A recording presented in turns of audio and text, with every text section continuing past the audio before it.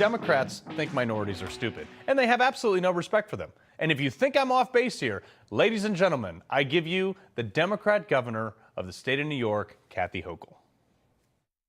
Young black kids growing up in the Bronx who don't even know what the word computer is. They don't know. They don't know these things. Lady, this is the Bronx in New York City, in America. This is not some undiscovered civilization in the Amazon. What was she thinking? Of course, after she got absolutely shellacked on the internet, she got clobbered for this. She tried to walk it back, but that didn't stop her from saying it in the first place. This was off the cuff. This was not impromptu, obviously. This is how she really feels. What was she thinking? Probably nothing, actually. They never think. These big Democrats never think. They think they're so lofty and so smart and so much better. And every once in a while, that truth just kind of slips out there, and then you get stuff like this. And then you'll go into a media tailspin with focus groups and polling stations to try to smooth it over. But where are the Al Sharptons on this? You know, folks, and do not joke with me here. If a Republican said this, Al Sharpton would be doing like world tours on liberal networks. Where's Joy Reid? That woman has made a career. That's basically all she talks about, is calling Donald Trump racist, advocating for fellow black people to actually take him down. There is something wonderfully poetic about the fact that despite the fact that even if convicted, he's not going to go to prison, the first person to actually criminally prosecute Donald Trump is a black Harvard grad. Donald Trump is being held to account by the very multicultural, multiracial democracy that he's trying to dismantle. And for me, there's something poetic and actually wonderful about that. It says something good about our country that we're still capable of having that happen. Go DEI. My DEIs are bringing it home. Whatever. I mean, look, if Donald Trump had said any of the things that Kathy Hochul said, or even if she said something that Joy Reid said, that black people don't know what computers are, The View would be like wall to wall. CNN would find surviving members of the civil rights movement. And no, despite repeated claims, Joe Biden did not march with them. If any Republican, any Republican uttered anything even remotely close to that statement, lights out. Like that black children don't know what a computer. I'm just still getting my head around this. This would be like a 5-part series on MSNBC tonight. And anonymous sources would be coming out of the woodwork that don't actually follow through with any of this, stating that, like, in 1980, Donald Trump may have said something racist. But Democrats have been doing this for years. None of this is new. You cannot go to a 7-Eleven or a Dunkin' Donuts unless you have a slight Indian accent. I'm not joking. Walking around the hood with this? I just have one thing to say. Hang on here. All right. I tell you what, if I had the talent of any one of these people, I'd be elected president by acclamation. What's something that you always carry with you? Hot sauce. Really? Yeah. Really? Are you getting information right now? And by the way, what you all know, but most people don't know, unlike the African-American community, with notable exceptions, the Latino community is an incredibly diverse community with incredibly different attitudes about different things. You have a problem figuring out whether you're for me or Trump, and you ain't black. Democrats, folks, and I know you know this, are the party of racism. Folks, the Democratic Party, after the Civil War, founded the KKK in part to keep black people from voting. LBJ, once they could vote, specifically targeted black people with the intention of making them dependent on the government in order to hold them as a reliable voting base. The founder of the abortion movement, aka Planned Parenthood, which is a staple of the Democratic Party today, the founder, Margaret Sanger, had a history of racism, and even according to Time magazine, quote, who was also a vocal eugenics enthusiast. Don't gaslight me and tell me that the Democratic Party cares about minorities. They do not.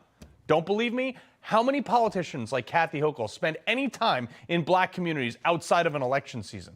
They go out and then they call someone like Donald Trump a racist. I mean, give me a break, because he pointed this all out on the campaign trail and the Democrats went absolutely bananas. You're living in poverty. Your schools are no good. You have no jobs. 58% of your youth is unemployed. What the hell do you have to lose? He's right. Under which of the last two presidents have black people prospered more? Actually, let's make it the last three presidents. Since Barack Obama was the first half-black president, he ran on the unification process and this promise of success for minorities. How'd that turn out? Oh, weird. That's so weird. It turns out that Trump was actually the guy who helped the black community more than either his predecessor or the current guy. There was record low black unemployment, record wage growth, and despite Stacey Abrams' claims, there was record voting turnout by the black community. Republicans want to bring everyone's performance up to the highest level, but Democrats want, I don't know why, but they want to bring everyone down to the lowest common denominator. That is what they mean by equity. That is what they mean by this DEI movement. They want equal outcome, not equal opportunity. And the smartest institution in America, MIT, just came out and agreed with me.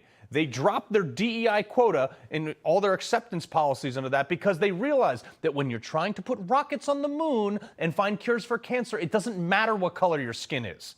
It turns out that if you're ultra diverse but can't do math, you actually miss the planet that you're aiming for.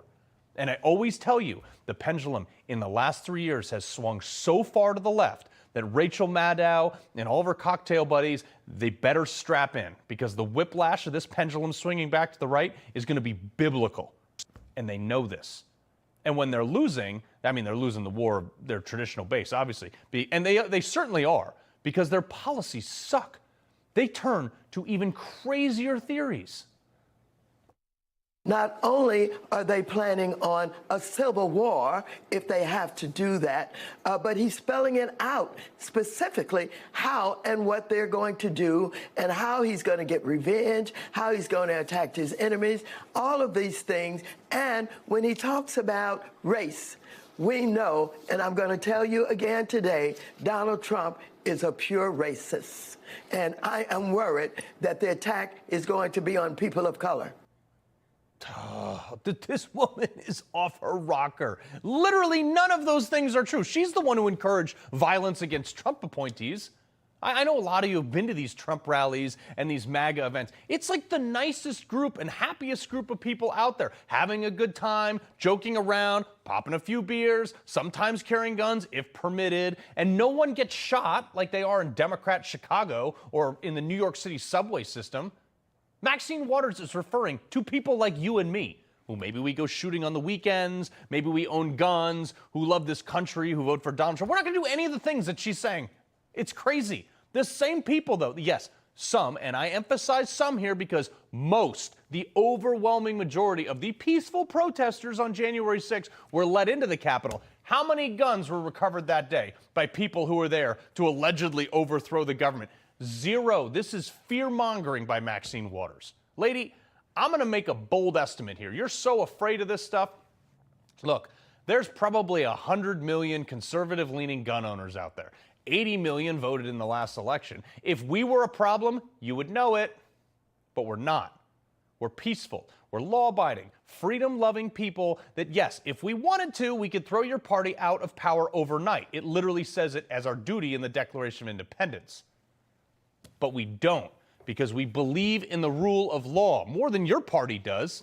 So stop gaslighting the audience of MSNBC to think that Republicans are somehow a threat. You go ahead and whine all you want to the DOJ or whoever monitors people and puts us on lists. The Democrat Party is absolutely, it has turned an entire column of talking points that has not explained in one single metric of how they're going to make anyone's life better for any measure. They only criticize what they perceive as Republican values. Joe Biden is now openly telling you that he's going to raise your taxes, too. Trump is proud of his $2 trillion tax cut in his administration that overwhelmingly benefited the very wealthy and the biggest corporations. Now Trump is saying if he gets elected, he wants to give another. By the way, that tax cut expires next year, okay? Well, let me tell you something. It's going to say expired and dead forever if I'm elected.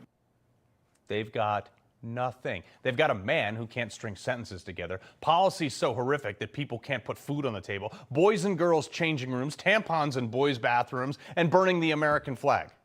That's what they've got. So anything they come out with next, I mean, who knows? Bird flu, COVID restrictions, climate crisis, Armageddon. Don't buy it. It's all a distraction from how bad, how racist, and how self-serving the Democrat Party is.